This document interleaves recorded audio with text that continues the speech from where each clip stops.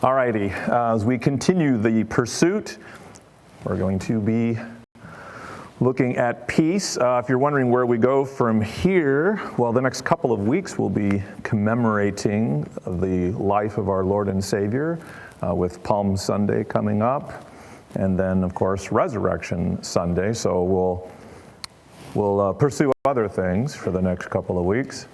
But they still all tie in together. When we think of who Jesus is and his death and resurrection, we have these things because of that, because of what he has done for us.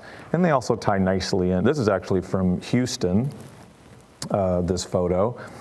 But the fruit of the Spirit, I'm curious how many people, when they see that, even know where it's from or what it really means. You know, they like the love part and the peace part and the rest, not so sure about. But peace is it's such a wonderful gift that God gives us, and it's interesting, even if those who don't believe in God, don't believe in Christ, they still want peace. They still want that in their lives, but either they don't know where to look, or they kind of know and don't want, because you know what, to acknowledge the source of peace, you have to acknowledge the source.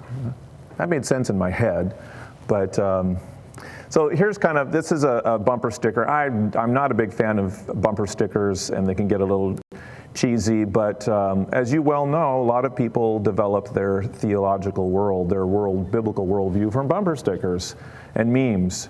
And I'm sure 2,000 some odd years ago that there were bumper stickers on the backs of donkeys, and Peter, you can imagine he was posting stuff on Facebook all the time. But this one here, no Jesus, no peace, no Jesus, no peace. So it's a little cheesy, but it is true. The only way that we have true peace is through a relationship with Jesus Christ. And when we put our faith and trust in Jesus Christ, there is that peace that we have from that. He also provides us moment by moment peace. And when we're not following him, when we aren't under the filling of the Holy Spirit, then we don't have peace. It's kind of interesting to me that peace is such an amazing gift from God. The opposite of peace is a gift from God as well, because it reminds us and encourages us to get back on track. When you're not content, when you don't have peace in your life, it's probably a good idea to ask yourself, why? Why am I not content? What is this discontentment that I am experiencing in my life?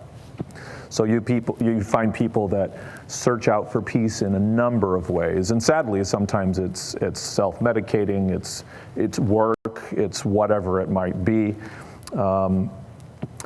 Yesterday was beautiful, and I thought, you know what, I haven't done this yet, and I need to before it disappears. So I took a trip to the University of Washington, because right now the cherry blossoms are in bloom. How many of you have seen the cherry blossoms in bloom at the UW? It really is worth doing it. In fact, it's really easy now. What I would suggest is drive to the Northgate Transit Center, hop on light rail, and just take it into the UW, because then you can avoid the traffic and all the craziness. Light rail provides its own craziness, but that's okay. UW campus is just so beautiful. It's so gorgeous. So I got off at the stadium station and walked over to UW up that glorious path there towards Red Square, and then caught the other university station on the other side, and it was very pleasant seeing all the beautiful cherry trees. I mean, that's why I went. And it's cool for me to, as I've mentioned before, I love architecture and I love seeing God in all of this. So for me, it was, wow, God, look at this great cherry tree and think of the intricacies of a cherry blossom. How many billions of cherry blossoms have popped open over the history of the earth? And they're all just amazing. It's just God's creation is just mind-boggling. But I see God's creation in this as well. As much as I'm an anti-mather. I don't believe in math, but I don't deny that it does exist. I just don't want it in my life. But this is math. You know, it's science, it's physics, it's art, it's creativity, it's God. So yes, men did this, but it's God's expression, because you can't do this without God. Even if you don't believe in him, you're still using his, isn't that crazy? You're using his laws of nature, you're using his rules, because otherwise it won't stand up, will it? And if you walk around the UW campus, you see the beautiful older buildings, and there's some really cool newer buildings, meaning within the last decade. And then there's that period in between, like the brutalist architecture, where you just kind of like, not so sure about that. It's like, ooh, concrete. More of that, please. I thought this was a little bit ironic. This particular building, and I forgot to note which building it is. If you're a UW student, you might know. But it had these little, sometimes they're called gargoyles. There's different names for him. But we'll zoom in on him. But it's a World War I soldier, infantryman. I thought that was kind of interesting. I'm surprised it hasn't been removed. So there is a gun on campus in the gun-free zone, but I just thought that was interesting. So the beautiful cherry trees. Now you see all that beauty, and then if you pan down, you see the throngs of people, and that I don't like quite as much. Couldn't see Rainier yesterday, but there's line of cars going into one of the UW entrances. I mean, there were police out and all the rest, and so it was crazy. But unfortunately, people are looking again for peace in all the wrong areas. And as we mentioned in Romans 1:25, they exchanged the truth about God for a lie and worshiped and served the creature rather than the Creator. And that's just such a sad place for somebody to be when you don't acknowledge the Creator. But the scary thing about acknowledging the Creator is that then you have to acknowledge that, well, there's accountability and responsibility, and you have to follow his rules if you want to have peace in your life. And yet we look around us and we see a world that is anything but peaceful. A culture that's, and I'm not talking about the wars necessarily, but a culture that is anything but peaceful. There is a war on, the culture wars. And people talk about the war on this and the war on that. When did the culture war begin? In the book of Genesis. And it has been raging ever since. And it will rage until Jesus returns. I mean, that's the reality of it. It's part of our pride, our prideful, sinful nature. It will continue. So, let's take a look at some cultural stuff. We'll be interspersing that here and there. This is from Pastor Josh Dawes. It's a very lengthy Twitter thread, and you can see, he has had 23 tweets. He is a pastor, not the Babylon Bee, not the bee, posted this, and that's where I uncovered it because I don't do Twitter. But he made a very interesting point, and I blacked out a word that I just didn't think was Sunday morning appropriate, but it's just interesting to think about this. He said the left doesn't want to sexually abuse kids. They want to create little revolutionaries. To do that, they need to sever the bond between students and the parents they believe are raising their children to be hateful bigots. And I thought that's a really interesting point. Satan's job is always to do what? To divide, to destroy, to distract, to detour, all of those things. So we see, how is he going to he knows he needs to reach young people, right?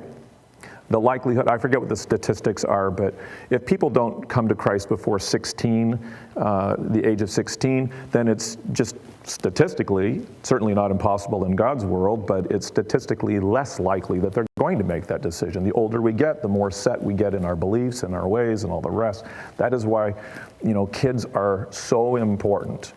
Jesus certainly knew that and shared that, and he loves kids of any age, whether you're 3 or 30 or still think you're 30 or you're 90. It's all, God loves us.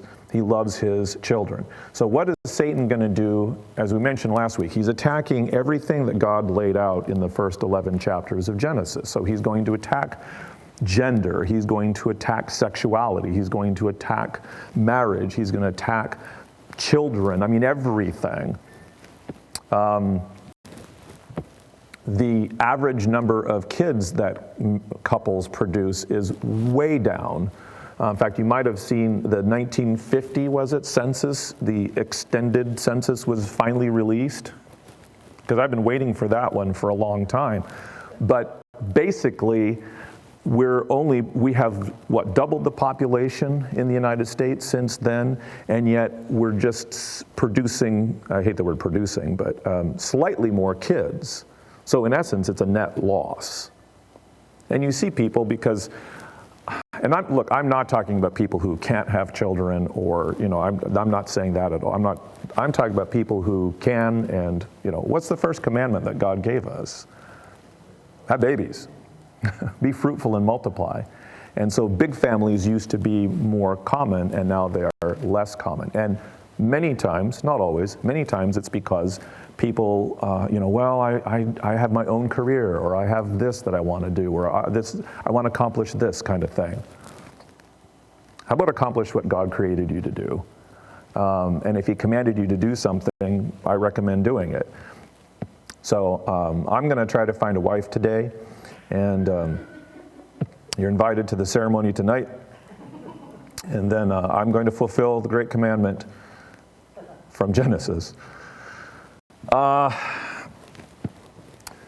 he replies to himself and gives a little Whitney Houston lyric here. I believe the children are our future. Teach them well and let them lead the way.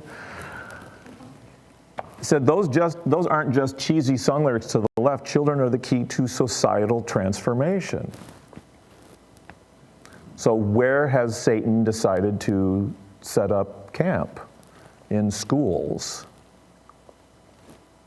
Not just elementary, not just junior high, middle school, high school, colleges and universities. And we're seeing what Satan produces. Is it the fruit of the Spirit? With all apologies to if you have any kids in universities right now, but there's a lot of rotten fruit. Even Christian kids, they go in Christian and they come out rebellious Christians. He continues, in order to sever the bond between parents and their children, the left is using a two-pronged approach, critical race theory and racial gender ideology, properly known as queer theory, are not, I didn't read that correctly. Critical race theory and racial gender ideology, properly known as queer theory, are not two unrelated sets of ideas. They are two parts of the same strategy. Do you see the connection? So what is critical race theory without getting into all the details? What's the basic premise? If you're a particular color, then you're evil, and you're privileged, and you're racist. Just by nature, you have no control over that. Well, how ridiculous is that?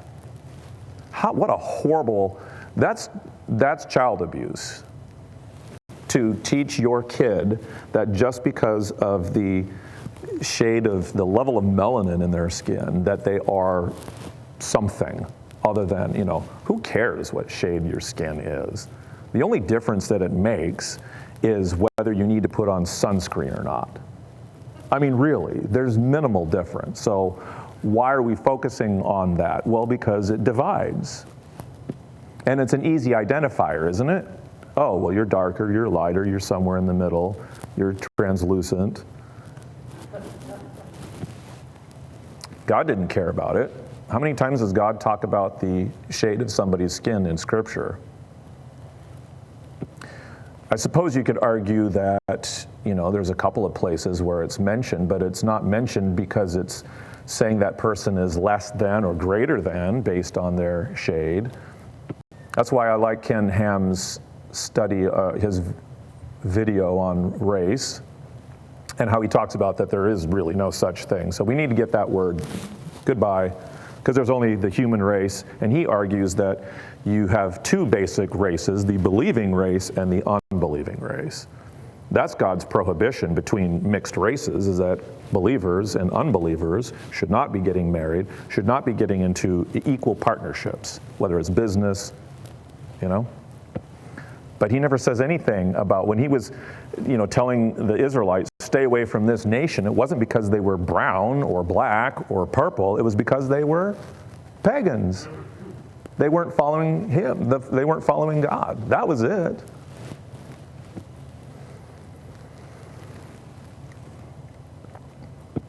So, instead of focusing on those stupid things that these immutable characteristics that we have, how many of you were able to control what gender you were going to be born? No one. The color of skin, the shape of your nose, the color of your hair. Some of you think you can control the color of your hair, but you're not fooling anyone. You and Lady Clairol may be like this, but we know the truth. Actually, my Grandma Reamer, we're not really sure what color her hair was, because she was chemically dependent for so long that she was not a natural redhead.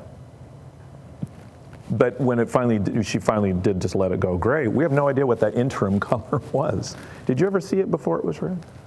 Well, of course you did. Anyway. So, do not be conformed to this world, but be transformed by the renewal of your mind, that by testing you may discern what is the will of God, what is good and acceptable and perfect. I think there's a pretty good contrast here. Conformity is doing what everyone else is doing regardless of what is right. Morality is doing what is right regardless of what everyone else is doing. Is it hard to be a moral person in our current culture? Yeah, it really is. And there may be, there's the big moral sins that we think of. It's like, well, I don't do that and I don't do that. But remember we talked about compromises. It's those little ones. Let me throw this out to you guys. What are some cultural compromises that you think are dangerous to the church? Without getting too, I don't want to be pharisaic or legalistic, as much as I enjoy both of those things as a good weekend exercise. Thoughts?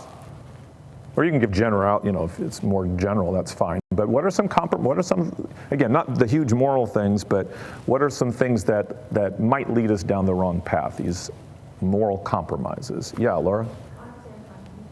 Content on TV, yeah. So the only way to avoid immoral content on TV is to not watch TV. I mean, really. Luis and I watched Death on the Nile, the new version. I like Agatha Christie. I've read all of her novels. There have been a couple of movie versions of Death on the Nile. And you'd think that they would stay with the original text. But instead, they had to introduce a lesbian relationship. That's not part of what Agatha Christie wrote. And I'm not holding up Agatha Christie as some moralist, because she was not. But why do they have to do that? Well, let me ask you, why do they do that? Pardon? Appeal to the audience? Yeah, but I think it's more sinister than that. Yeah. There you go. It's a normalization. Because how many of us, I remember saying this probably 5 years ago, now when you're on TV and you see a female and a male sleeping together, it's like, well, at least they're not homosexual. It's like we don't even, it doesn't faze us anymore. It should faze us, but it doesn't. It has become normal. Right? What's right is wrong, what's wrong is right. You don't have to read 1984 to figure that out. You can read the Bible. The Bible says that's what will happen, and it is what's happening, and it's continuing to happen. There are a couple more hands up. Yeah. Sex before marriage? Sex before marriage. Well, we're engaged, so it's not a big deal. I'm going to marry him. Or what does it hurt? It's really interesting when you start, look, there's a book, it's not a perfect book, but it was called Intimate Deception. And it basically goes through, because I think men really underestimate what sleeping around does to their soul, to their heart. it damages it. And they're not able to, male or female, it has a negative impact on your relationships forever. Even secular studies show that living together before you get married statistically means that if you do get married, when you get married, it is more likely to end in divorce. Oh, well, I have to, it's like test driving a car. Well, there's a romantic sonnet you can write your future wife. James, you had your hand up, sir. Mischaracterizing all men as brutish characters or just plain fools. Yeah. So again, where is Satan going to attack? He's going to attack God's definitions by coming up with his new definitions. You really saw that in sitcoms, and I don't watch hardly any of those any longer, but where the dad, and sometimes the mom as well, but the dad was what? A bumbling idiot. Now some dads, not mine, but some dads are. No, my dad's not bumbling or an idiot. Got to be careful. He controls facility. Whoops. That was Jesus right there. Clean up on aisle 1. Hello. So they make them out to be bumbling idiots, or just both parents are just morons, So what does that teach kids? Your parents are morons. You're the smart one. You don't need parents. But this whole toxic masculinity, frankly, you look at some of their definitions, I think we need some more toxic men out there if you're going to use their definition. Any other quick thoughts? Yeah, Kathy. Music, yeah. Is a real potent influence, and the music that's out there right now is really bad. Even so-called innocent music, or it sounds innocent, read the lyrics. Really, how many folks, I'm not looking for hands, I'm not going to convict you of anything. I'm not here to make you feel guilty, but Holy Ghost, do your work. Because that's his job, right? But how many of us, if we talked about this in our Wednesday morning Bible study not that long ago, but just write down what you believe, your core beliefs about what is right, what is wrong, okay? 10 Commandments, add whatever else, and then compare that to the TV shows that you watch. Do they support those beliefs? The music you listen to, the conversations you might have on Facebook, or, it used to be a lot easier to avoid this stuff, but, Satan is crafty. Where did that start? Yeah. He's pretty good at that. Tony and then Brian. What is a woman? Well, I'm not a biologist, Tony. Apparently that's why I'm not married, because I haven't figured it out. So I signed up at UW yesterday. I'm going to major in biology. By the way, what are they going to teach? That's got to be the most horrific class on earth. Yeah? One additional point is next confusion will probably be, what is a child? Oh, absolutely. Look, do not, I'm not being hyperbolic, do not be surprised if you see a push for lowering the age of consent. Well, that can't happen. Have you studied Roman history, the Greeks? I mean, it was common. And throw in any other perversion that we'd rather not think about or talk about. Look, rejection of God means acceptance of anything. So, but that goes for us too, Well, it's not them. They reject God, but what are we doing to uphold his truth? First of all, we need to study it, right? And secondly, we need to apply it. And thirdly, we need to share it. Is there a fourth? You can add some more. Brian. I think laws and regulations. Laws and regulations. There's a lot of goofy stuff. I mean, I'm glad that Governor Inslee made pickleball the official state sport, because that was a really good use. Actually, I'm past all of those. You sign all that you want, because then it keeps him away from the stupid stuff that he's signing. There was a mass shooting in Sacramento, 10 injured, 6 dead, is it, this morning? California has some of the most stringent gun control laws on the books.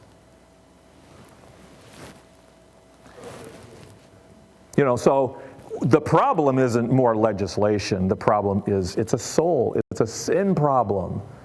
It is. Fine, if they want to reject God, reject him. But, you know, if we followed the 10 Commandments, wouldn't that be okay? There'd be a little, you know, people would be a little less murdery, because even when people didn't accept Jesus and as their Savior, there was a cultural understanding that this is right, this is wrong. And whether you believed in the 10 Commandments or not, you accepted them. Part of it, too, was that our whole system enforced it. Okay, you break the law, there's going to be a penalty. And you knew it was going to happen. So it was a deterrent. We need deterrence. The Bible is filled with deterrence. I'm going to skip through this because this is a review, but this whole renewing of our mind, it is so key. That word for mind, remember, it's the faculty of perceiving divine things, of recognizing goodness and hating evil. We ought to hate evil. Not hate the evildoers, but hate evil. Now, hating evil, this is where the church failed in the 60s and 70s, is the church said, we hate evil. Good. So we're going to avoid the people that do it. Bad. Now, avoid in the sense of not fellowshipping, right? We're supposed to be in the world, not of the world. Did I get that right? Yeah. But we're still supposed to reach out with the gospel, because that's the only solution to eradicating evil. We know this.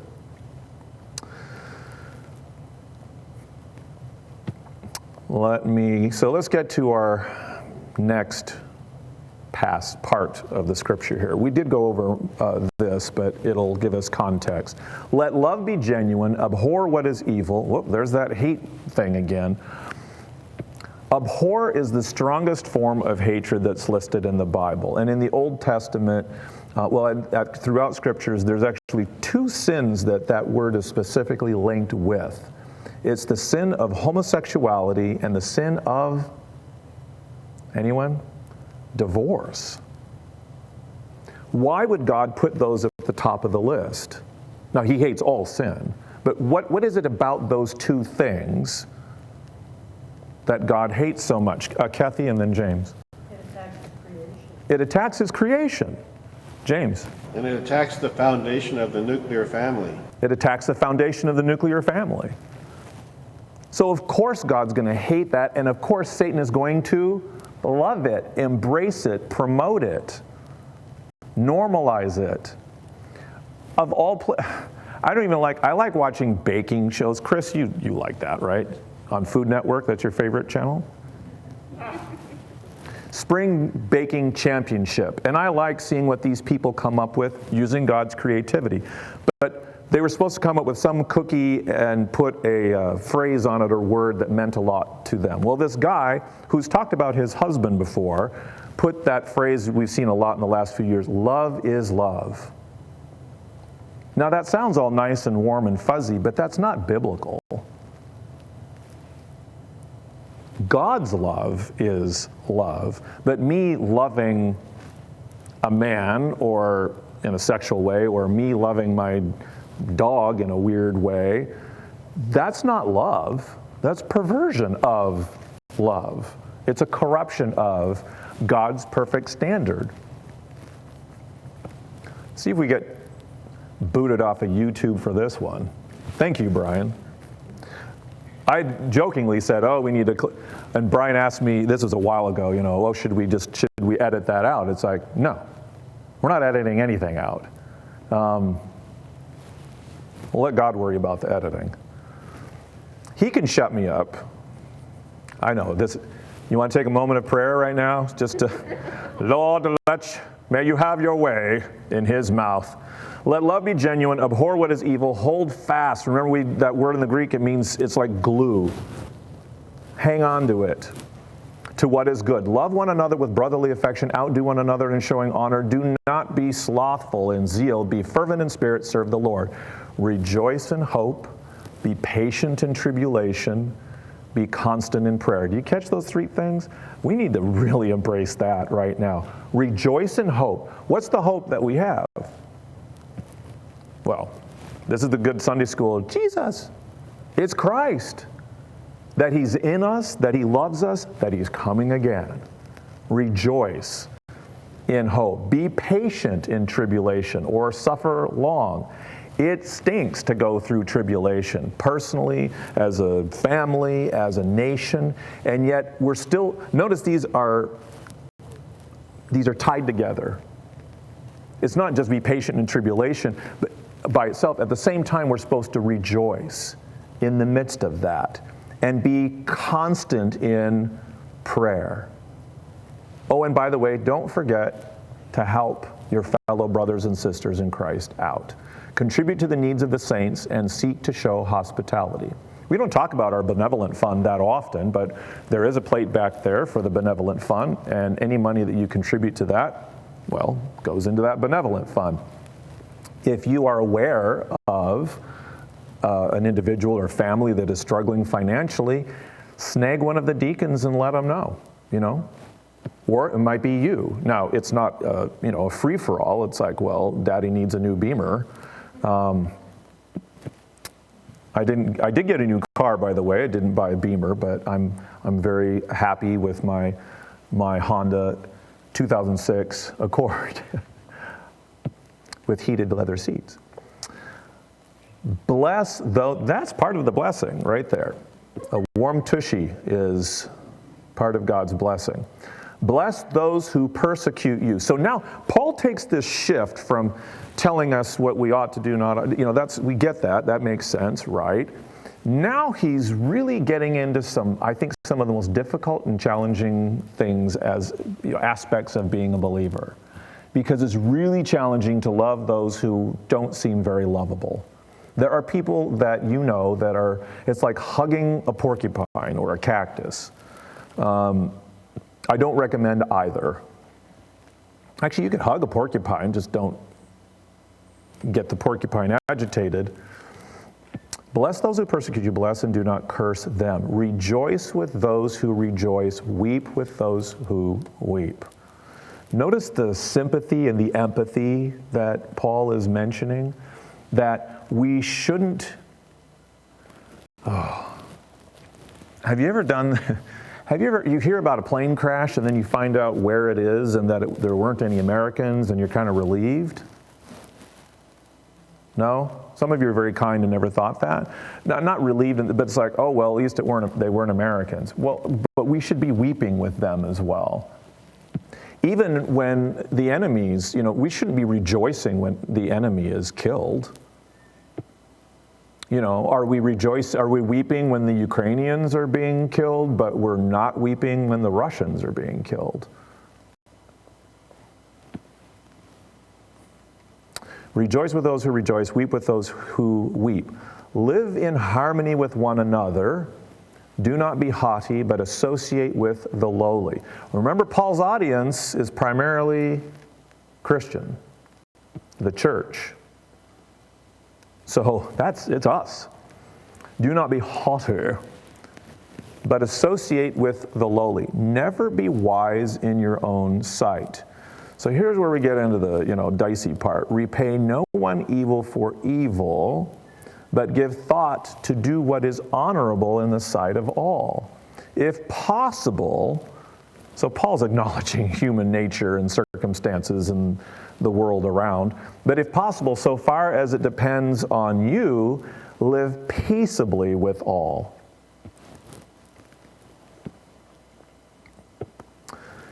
There's the word in the Greek, irene, and this usage here means to cultivate or keep peace.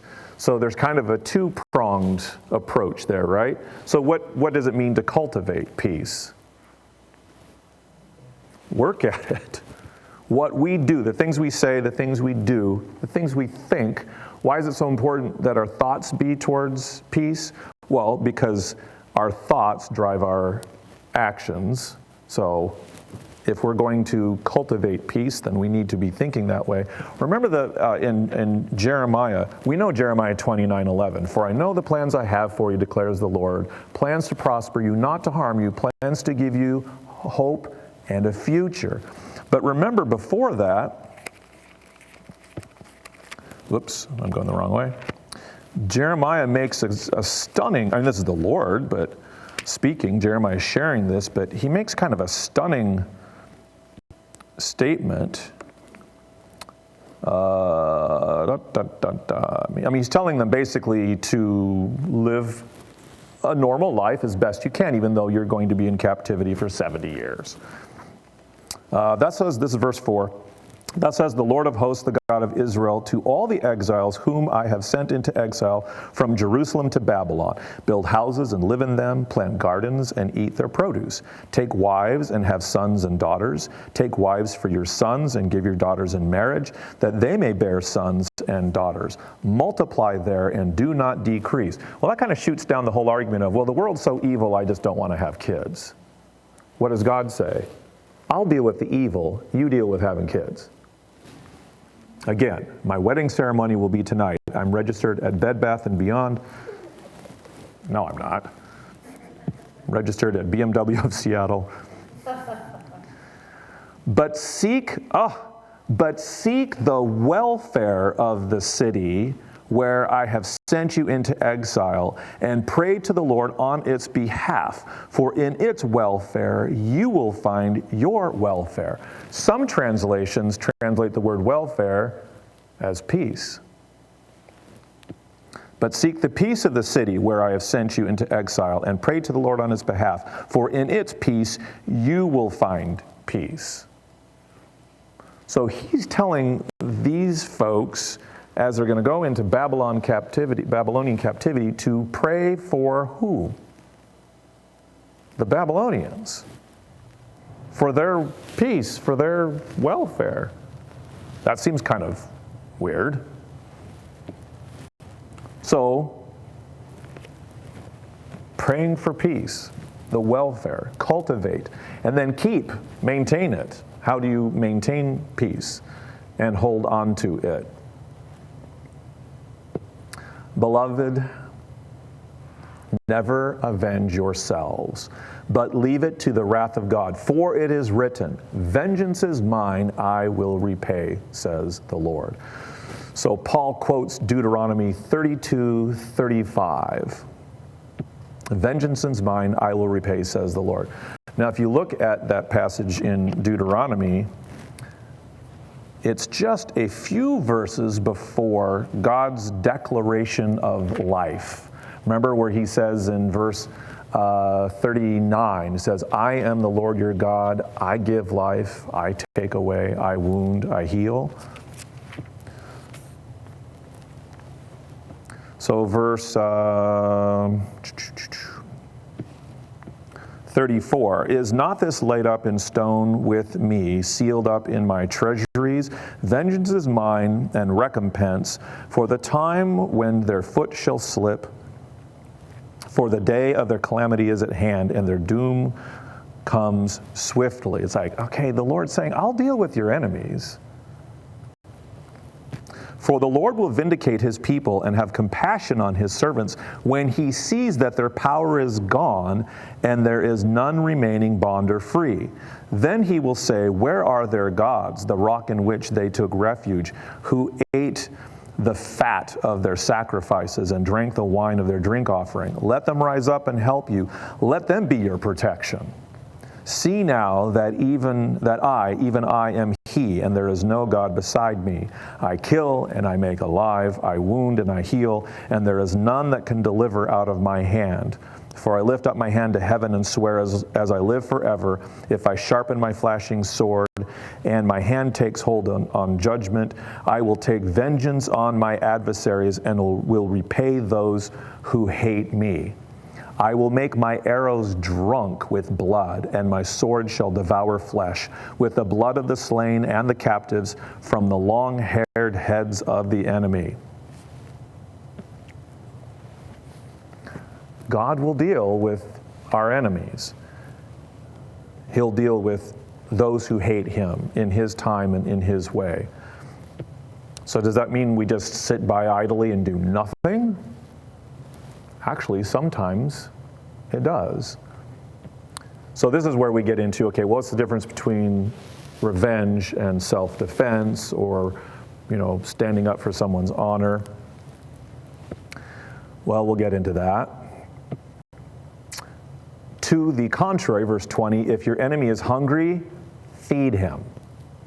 If he is thirsty, give him something to drink, for by doing so you will heap burning coals on his head. Do not be overcome by evil, but overcome evil with good. So there was that. Now, if you didn't watch the Academy Awards, God bless you. Maybe you're like me, where I love movies. I used to love movies. I like old movies because there's not a lot good that comes out anymore, sadly. And I used to love watching the Academy Awards, but I haven't watched them in years. In fact, this episode was the second lowest rated Academy Awards, and the only reason I think it was only the second was because when people had an hour before he got his award for Best Actor to find out that he had just slapped somebody on live TV, and I think they tuned in, maybe. But why would anybody want to watch? First of all, the quality of the movies it's just the quality is not good. And whose fault is that? Well, frankly, Christians, because Christians used to make some really awesome movies. And it's cool to see that there are some Christians that are getting back into art and film and all the rest. We should be at the forefront of those things because they're expressions of our Creator. So you have Will Smith, Chris Rock. Chris Rock, if you were hiding under a rock,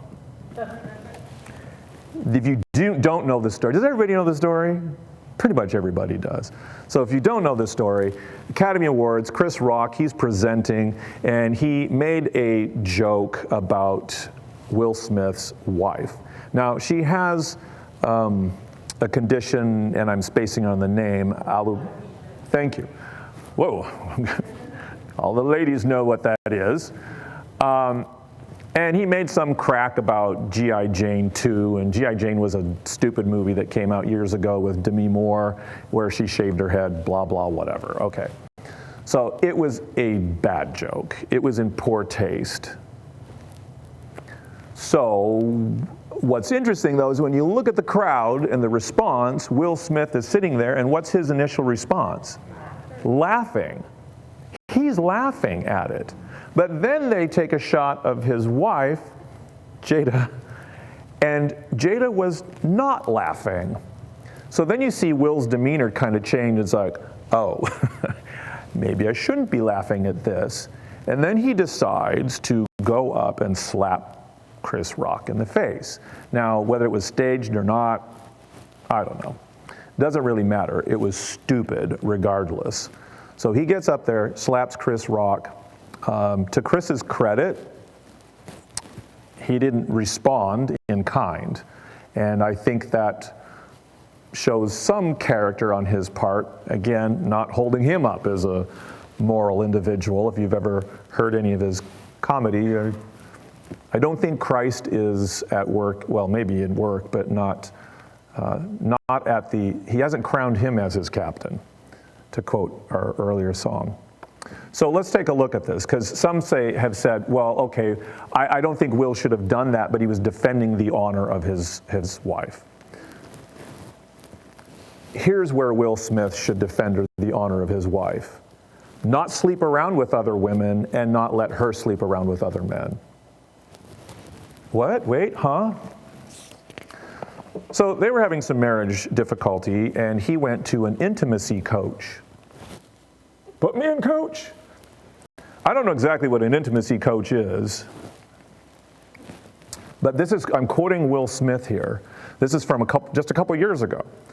What the coach was doing was essentially cleaning out my mind, letting it know that it was okay to be me and be who I was.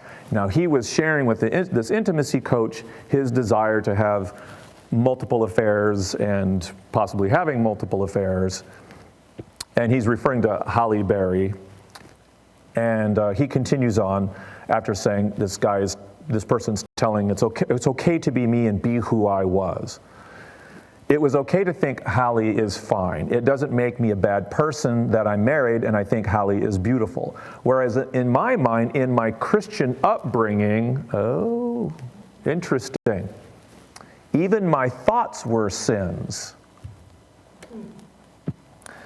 That was really the process that the coach worked me through to let me realize that my thoughts are not sins, and even acting on an impure thought didn't make me a piece of poo. What's wrong with his statement? A few things. I find this really interesting that, and he goes on in the article, I won't read the whole thing, but he goes on to talk about how he and Jada have decided the best way to save their marriage is to have an open marriage, because that's showing love for your partner because you're being transparent and honest. Now, I'm not married, but I seem to remember that one of the primary jobs of a husband is to what? Protect his wife. Not just physically, spiritually, emotionally, mentally, and sleeping around, having an open marriage, that's not honorable. That's not treating her with honor or dignity or respect or the worth that she has as a woman in Christ. So shame on him. And the audacity of him to get upset and frankly feign some sort of moral outrage and slap a defenseless guy up on stage, that just shows what a coward he is. Because a real man wouldn't do that, and a real man wouldn't be participating in the stuff that he and his wife are participating in. So I'm not holding her up as a saint either, but these are two really messed up individuals. And I didn't know that Will Smith grew up in a Christian home, or at least that seems to be what he's implying there. So it's like, okay, he may know Jesus, and we need to pray for him. Maybe through this, he'll get his act together. But here's one of the passages, we can take a look at, what God has to say. You have heard that it was said, an eye for an eye and a tooth for a tooth. You can find that in Leviticus. But I say to you, do not resist the one who is evil, but if anyone slaps you on the right cheek, turn to him the other also. And if anyone would sue you and take your tunic, let him have your cloak as well. And if anyone forces you to go 1 mile, go with him 2 miles. Give to the one who begs from you, and do not refuse the one who would borrow from you. I started to say this, and then I didn't finish this comment, but I think it's kind of interesting. So this is Matthew chapter 5. What do we know Matthew chapter 5, 6, and 7 as? Sermon on the Mount. We just started chapter 5 with the Beatitudes. Blessed be the, right? And so we're into the sermon here that Jesus is giving. This is verse, what do we have here? 36. Wait, that's not where I want to be. I went the wrong way. Matthew 5, so we've got 38 through 40, 41, 42. So if we go before that in verse 21, Jesus talks about anger. In verse 27, he talks about lust. In verse 31, he talks about divorce. In verse 33, he talks about oaths. Verse 38, retaliation. Verse 43, love your enemies.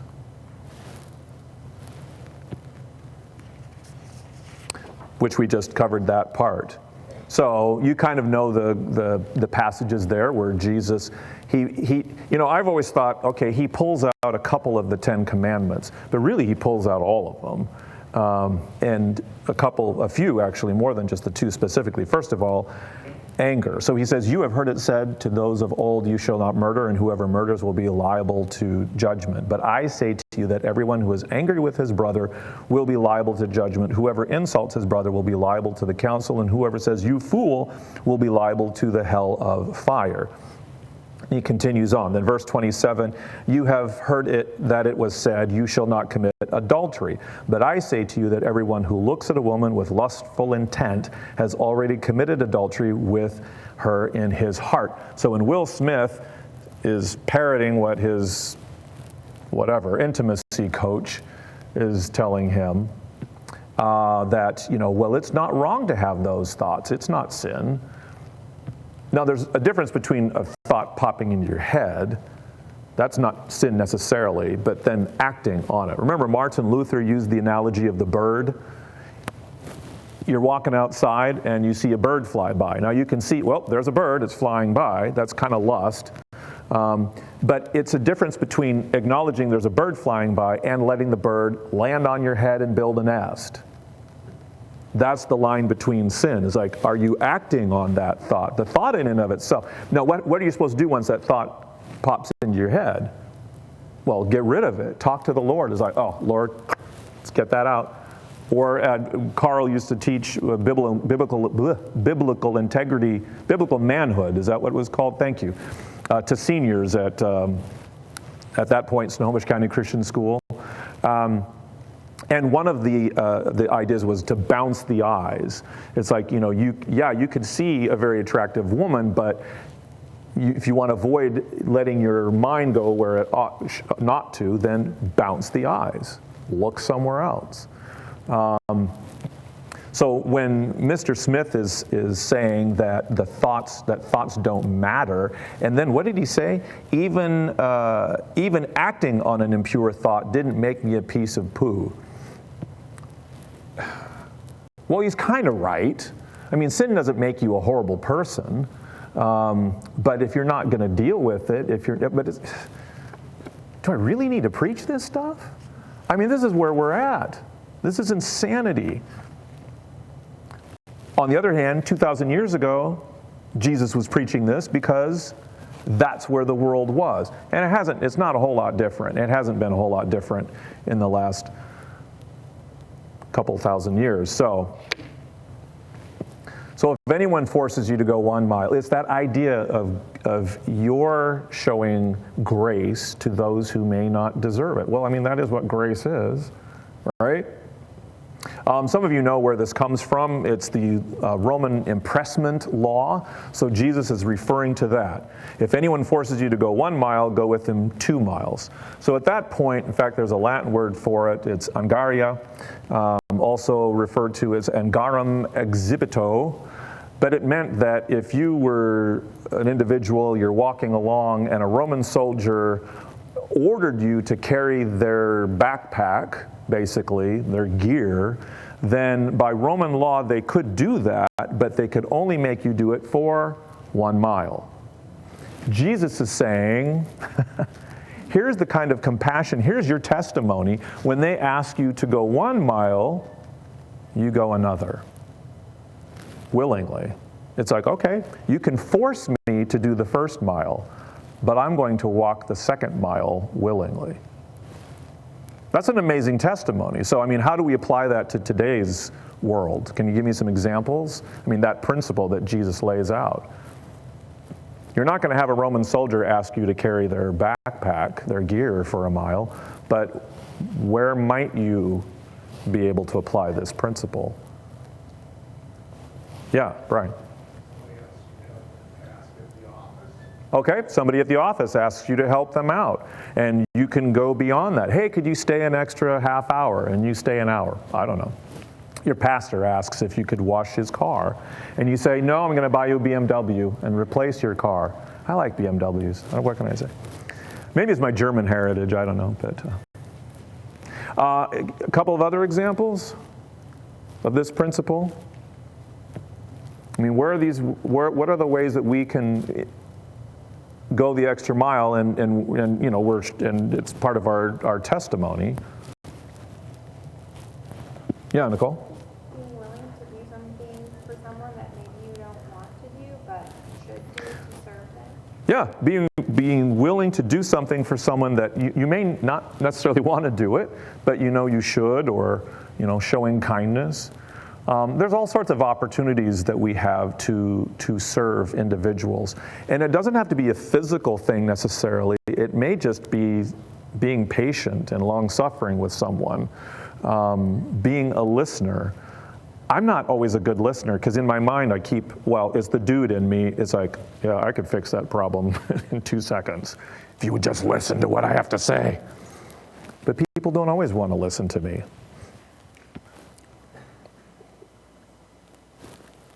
And I can't help that. Well, fui mahui, that's Latin for, well. And next week I said we're going to do Palm Sunday. I think we still will do Palm Sunday. Palm Sunday. No, we're still going to do Palm Sunday because it is Palm Sunday. I can't change the calendar. What am I saying here? What I'm saying, Nicole, is that we'll cover some of these other cultural things because I think these will tie in nicely even with Palm Sunday because there's a lot of culture that was going on around Jesus. Just so you know where my brain is, some of the books, some of you have read this book, He Will Not Be Silenced by Erwin Lutzer. These two ladies, Katie Faust, that's this one right here, Them Before Us. Not necessarily a Christian treatment, but they're saying that we need a global children's rights movement. And when I first heard that, I thought, okay, this is a bunch of goofiness. But here's what they're proposing. They want to dispel what they call many prevalent harmful myths concerning children's rights, such as kids need only love and safety, moms and dads are optional. But that's what our culture is teaching, right? You know, well, all you need for a family is just loving people. Insert gender here. Oh wait, that's a lot more difficult, isn't it? How can we even have same-sex marriage when we're not sure what a woman is?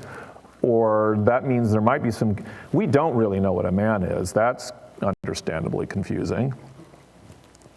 Love makes a family, biology is irrelevant. Okay, that's what I just said. Marriage is about adults, it has nothing to do with kids. Children are resilient and will, quote, get over, end quote, divorce. Lie. Studies show, quote, no difference, end quote, in outcomes for kids with same-sex parents. I'm going to skip that one because we have kids here. Surrogacy is a great way to help wannabe parents have a baby, and reproductive technologies are just like adoption. We're not going to get too deep in the weeds on this, but they're bringing up some really basic points that biology matters. Moms and dads matter. Now, maybe you grew up in a situation where you had a single parent, home. God will take care of that too. I'm just saying that there's a biblical model and we should do everything to support it, encourage it, promote it, participate in it. Yes, I knew Nicole would give fault lines from Vodi Bachman, the social justice movement and evangelicalism's looming catastrophe. So there's a lot of stuff that we'll get into. But look, the bottom line is the only way we're going to have peace is the scriptures that we read this morning. God so loved the world that he gave his only son, that whoever believes in him should not perish but have eternal life. What a wonderful peace that is. That gives us eternal peace, but it also gives us temporal peace, because we have the living God is with us, he's for us, he's in us. How awesome is that? No greater gift. Father, we thank you for the hope that we have in Jesus Christ, the peace that you give us through that relationship. Lord, help us as we navigate this very crazy world, this world filled with darkness, hopelessness, sinfulness. Lord, it's very difficult to wade through it without being affected by it. Lord, may we have the strength that you have given us. May we remember to have your armor on us so that we can be protected from Satan and from his fiery darts and from the things that the world is going to throw at us. God, we know that we are not alone, so help us to move forward in strength and confidence and in peace as we follow the leading of your Holy Spirit and as we proclaim Jesus Christ to a world that needs him so desperately. We love you, we praise you, we thank you for your grace. In Christ's name we pray. Amen.